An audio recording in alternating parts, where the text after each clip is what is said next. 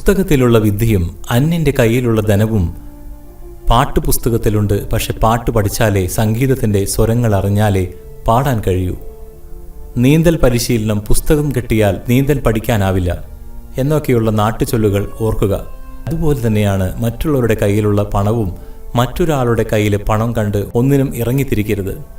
കാര്യങ്ങളിലേക്ക് എത്തുമ്പോൾ ഒരിക്കലും ആ പണം ഉപകരിക്കപ്പെട്ടെന്ന് വരില്ല. അവസാന നിമിഷം ധനമുള്ളവൻ കാലുമാറിയാൽ തീർന്നു കഥ. ഇവിടെയാണ് ചാണക്യൻ ഉപദേശിച്ചത്, ഓരോ വിഷമഘട്ടങ്ങളെയും ബുദ്ധിയോടെ നേരിടുക. വെള്ളത്തിലിറങ്ങി കൈകാലിട്ടടിച്ച് നീന്താൻ പഠിക്കുക.